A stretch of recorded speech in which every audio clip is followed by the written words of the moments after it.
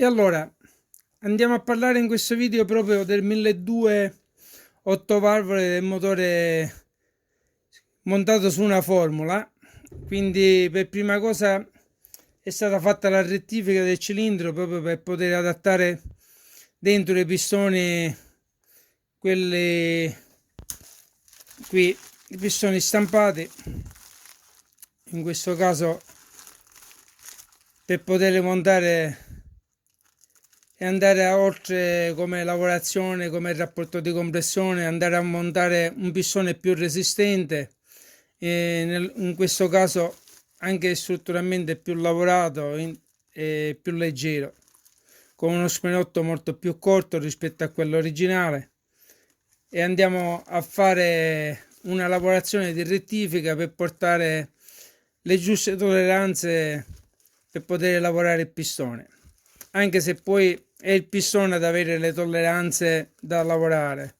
Il cilindro viene fatto a una misura stabilita proprio dal dimensionamento del pistone, e le giuste tolleranze poi ce l'ha il pistone. Quindi questa parte più scura che vedete è un rivestimento in grafite che viene fatto di trattamento sul pistone proprio per avere più scorrevolezza nei primi montaggi sul cilindro, proprio per evitare delle grippature, anche se, ripeto, con le giuste tolleranze non dovrebbe andare a succedere.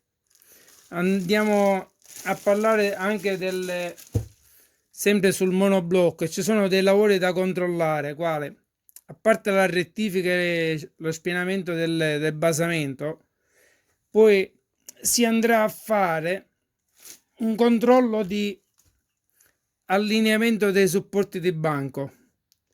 Quindi si controllano sia i dimensionamenti dell'intero motore come dimensione e nello stesso tempo l'allineamento, proprio per avere minore attrito dell'albero motore. In questo caso poi ci saranno ulteriori lavori da fare anche sul circuito dell'acqua, poi vediamo, ne parleremo più avanti proprio su questo discorso dell'acqua. E allora qui andiamo a descrivere un po' l'albero motore. Quali sono le caratteristiche dell'albero motore che dobbiamo avere sul nostro motore? Intanto che rispetti le giuste dimensioni sia dei supporti di banco che dei colli di biella.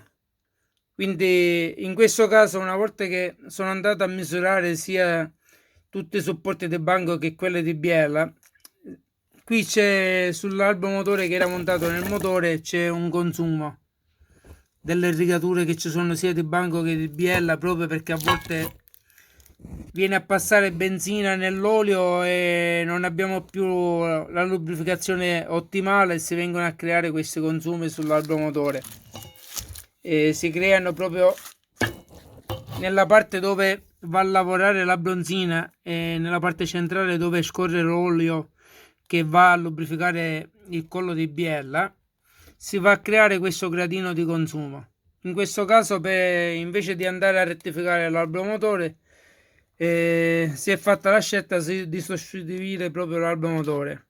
In questo caso, questo, anche se è leggermente scolorito, qui preso di nero proprio dell'olio sporco che non veniva cambiato di tanto e un po' che era fermo anche sul motore stesso, ma questo è in condizione ottimale. Cioè, andando a dare la giusta pulitura, abbiamo i colli di biella e di banco nelle giuste misure, e l'unica cosa che dobbiamo andare a fare sull'albero motore è, come ripeto, intanto il giusto dimensionamento e vedere se sono in tolleranza, poi andare a stabilire l'allineamento dell'albero motore e in questo caso anche l'allineamento dei colli di biella, quindi la prima e la quarta devono essere alla stessa altezza e la seconda e la terza uguale, proprio per avere anche la giusta compensazione di portata d'aria anche del motore, visto che va a cambiare in base all'altezza, le quote dell'altezza del pistone. Poi ulteriori lavori che si possono fare sull'albero motore, andare a togliere tutti gli spigoli che possiamo eliminare sull'albero motore che sono di serie per poter determinare l'equilibratura In questo caso andiamo a fare pure una lavorazione anche sui contrappesi del labromotore per avere meno attrito e nello stesso tempo più rotondità anche nel girare. Quindi andiamo a stabilire un po' i pesi che si andranno a togliere anche dalle bielle per poter fare la giusta lavorazione. E un'altra cosa poi da controllare sull'albero, a parte che poi andrà fatta sempre l'equilibratura per lavorazione finale, andare a fare le lavorazioni qui sugli angoli dell'uscita dell'olio, quindi agevolare un po' l'uscita dell'olio proprio per avere meno il rischio di impuntamento dell'olio e non essere scorrevole all'uscita. Allora, sul volano andiamo a fare delle lavorazioni di alleggerimento sia da questa parte che poi anche da questa parte, proprio per arrivare a fare un alleggerimento totale del volano, visto che già nel motore precedente che c'era montato già c'era un peso stabilito, quindi andrò a valutare un po' a che peso arrivare per andare a sfruttare proprio le caratteristiche del motore, proprio questo della formula. Sulle BL andiamo a lasciare quelle originali, proprio perché sulla scelta di montare una biella tacca rovesciata non c'è stata la necessità, proprio perché il motore non va tanto come essere portato al limite di cavalli, quindi come un motore 16 valvole con delle prestazioni in cavalli molto prestazionali, quindi andare a stressare troppo le bielle. Quindi andiamo a fare soltanto un alleggerimento sia dell'occhio della biella, della testa della biella, sia del piede della biella. Poi strutturalmente anche qui sullo scelo se andiamo soltanto a raccordare per poter togliere eventuali punti di rottura. Anche perché su questo tipo di biella, prendendo sempre in esame il pistone che dobbiamo montare su questo motore, dobbiamo fare delle lavorazioni di sfaccettatura proprio per andare a far entrare la biella dentro il pistone. Quindi è sempre un peso che andiamo a togliere sulla massa alterna della biella, quindi agevoliamo ancora la rotazione del motore. In questo caso, visto che dobbiamo parlare di potenza, dobbiamo sempre, come ho detto l'altra volta in qualche altro video sempre dedicato a questo motore della formula, in base alle caratteristiche del motore e delle limitazioni che abbiamo sia sull'aspirazione, che vedete un po' la conformazione del condotto del collettore di aspirazione molto limitato, sia sulle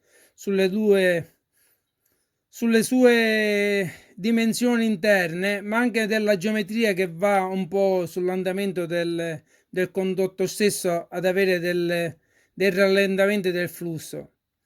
Quindi andando a sfruttare il massimo che possiamo fare, l'unica cosa che possiamo fare in questo caso sto valutando di andare a cambiare anche la testata. Vediamo se ce ne sarà occasione proprio perché non mi sembra di poter andare a montare con questo tipo di testata. L'altra volta ho avuto questo malpensiero, come dire, questo dubbio, proprio voglio fare un primo controllo prima sul banco di flussaggio, vedere di quanto andiamo a perdere con questa tipologia di testata e poter lavorare su questa dimensionando i condotti leggermente più stretti per vedere se va a migliorare l'entrata del flusso proprio con queste caratteristiche di collettore.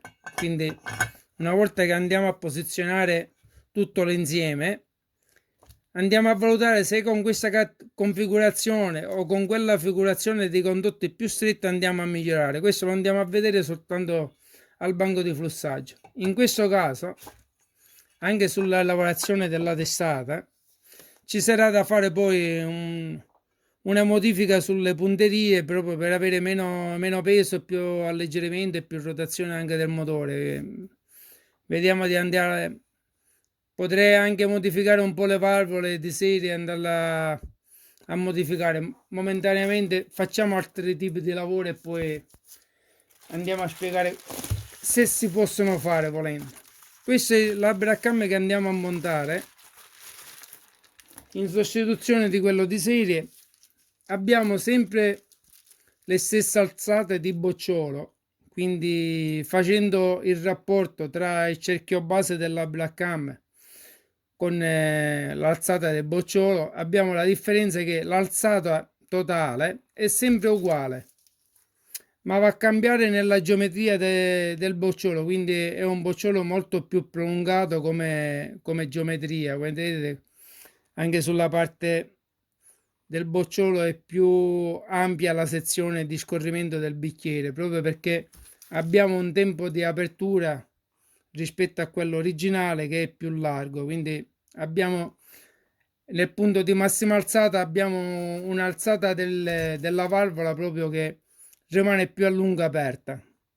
Andiamo a sfruttare tutto quello che possiamo sfruttare a livello di fluidinamica dei condotti proprio per andare a cercare delle prestazioni che, ripeto, siamo limitati sempre dall'aspirazione.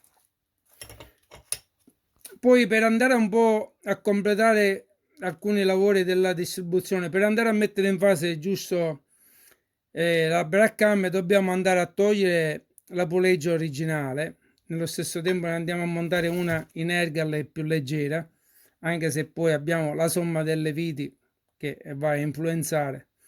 Però possiamo regolare proprio la messa in fase della puleggia.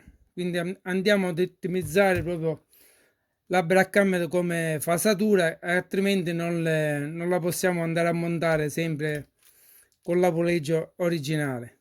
Quindi queste sono delle valutazioni che andiamo a fare poi sul miglioramento della testata proprio in base alle sue configurazioni al banco di flussaggio, vedere cosa andiamo a migliorare. Quindi ne andiamo a parlare poi sul prossimo video, iniziando dapprima i lavori come allineamento del labbro motore e altri controlli da fare.